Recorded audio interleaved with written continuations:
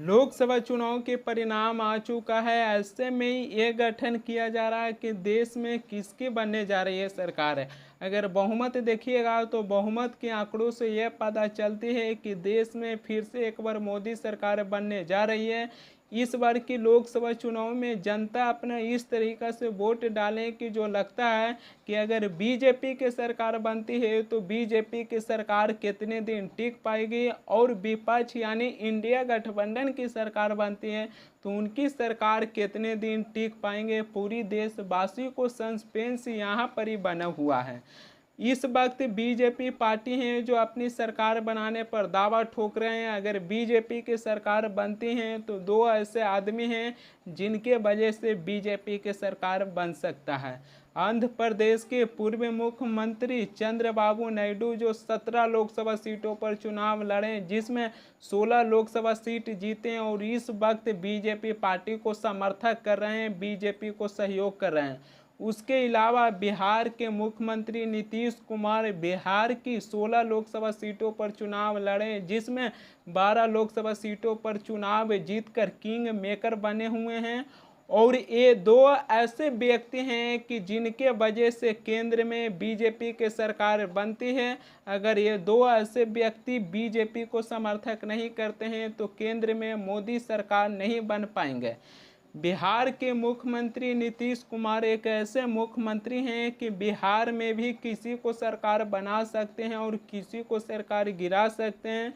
बिहार के अलावा अब केंद्र में भी नीतीश कुमार अपना जलवा दिखाएंगे। केंद्र में भी किसी को सरकार बना सकते हैं और किसी को सरकार गिरा सकते हैं। चंद्रबाबू नायडू और बिहार के मुख्यमंत्री नीतीश कुमार ये दो ऐसे व्यक्ति हैं कि केंद्र में किसकी बनेगी सरकार उसको लेकर तय कर सकते हैं। अब केंद्र की सत्ता किसको हाथों में जाएंगे वो चंद्रबाबू नायडू और बिहार के मुख्यमंत्री नीतीश कुमार तय करेंगे। 4 जून को लोकसभा चुनाव को रिजल्ट आया। 5 जून को दिल्ली में बीजेपी की एक बैठक थी। उस बैठक में चंद्रबाबू नायडू और बिहार के मुख्यमंत्री नीतीश कुमार दोनों ही शामिल हुए। दोनों ही प्रधानमंत्री मोदी के बगल में बैठे हुए थे। नीतीश कुमार प्रधानमंत्री मोदी के सामने कुछ डिमांड रखें तब जाकर बीजेपी पार्टी को समर्थन करेंगे। नीतीश कुमार प्रधानमंत्री मोदी से कहें कि 4 से 5 कैबिनेट मंत्री पद की उम्मीद कर रहे हैं। नीतीश कुमार प्रधानमंत्री मोदी को कहें कि बिहार को विशेष राज्य की दर्जा दिया जाए।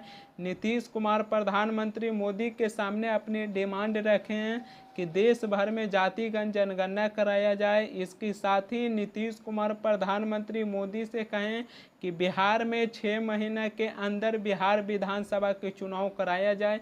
इतनी सारी डिमांड नीतीश कुमार प्रधानमंत्री मोदी के सामने रखे हैं।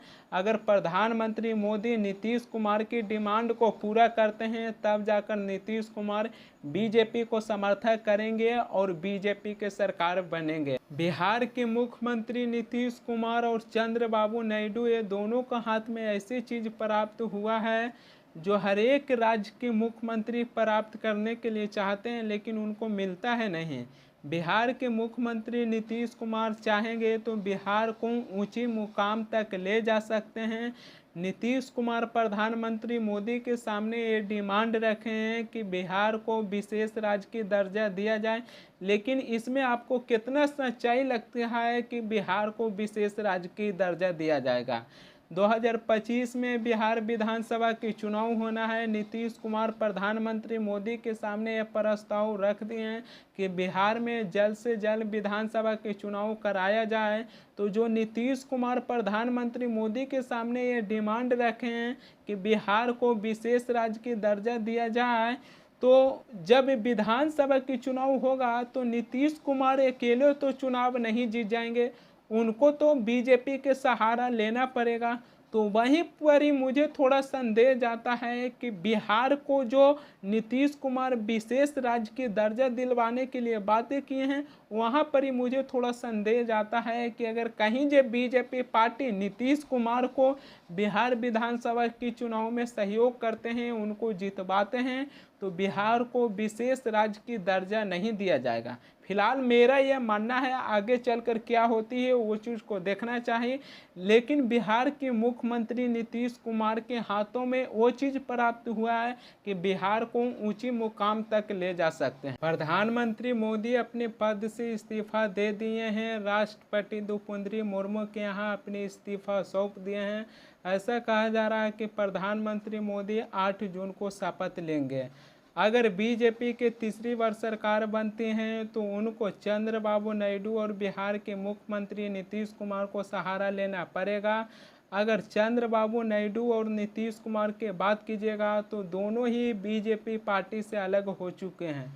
2014 के लोकसभा चुनाव और 2019 के लोकसभा चुनाव में चंद्रबाबू नायडू बीजेपी के साथ हैं, लेकिन बीच में चंद्रबाबू नायडू बीजेपी से नाता तोड़कर कांग्रेस के साथ आ गए थे, लेकिन मार्च के महीना में फिर से चंद्रबाबू नायडू बीजेपी के पार्टी में मिल गए थे।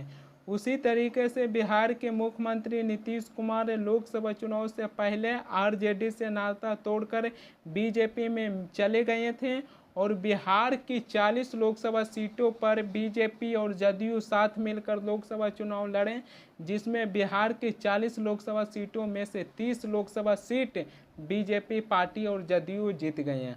अगर चंद्रबाबू नायडू और बिहार के मुख्यमंत्री नीतीश कुमार के सहारे बीजेपी को केंद्र में सरकार बनती है तो मुझे ऐसा लगता है कि 6 से 7 महीना में बीजेपी की सरकार गिर जाएगी, क्योंकि चंद्रबाबू नायडू और बिहार के मुख्यमंत्री नीतीश कुमार दोनों ही बीजेपी पार्टी से अलग हो चुके हैं और दोनों ही बीजेपी पार्टी पर हमलावर रहे हैं। नीतीश कुमार आरजेडी से नाता तोड़कर चले गए हैं तो यहाँ पर ही इंडिया गठबंधन और आरजेडी के नेता तेजस्वी यादव भी बहुत बड़ी गलती किए हैं।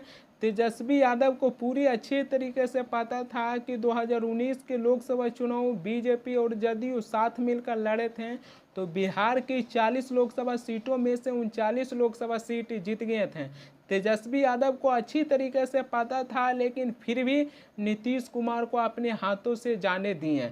नीतीश कुमार वो व्यक्ति हैं जो इंडिया गठबंधन को बनाए थे, इंडिया गठबंधन को खड़ा किए, सारे विपक्ष के नेताओं को इकट्ठा किए और नीतीश कुमार खुद कहे थे कि इस बार 2024 के लोकसभा चुनाव में प्रधानमंत्री मोदी को सत्ता से बेदखल कर देंगे और नीतीश कुमार खुद ही लास्ट में मोदी के साथ चले गए हैं। तो तेजस्वी यादव और इंडिया गठबंधन से भी गलती हुआ है। उनको पता था कि 2019 के लोकसभा चुनाव में बीजेपी और जदयू साथ मिलकर लोकसभा चुनाव लड़े थे तो बिहार की 40 लोकसभा सीटों में से 39 लोकसभा सीट जीत गए थे।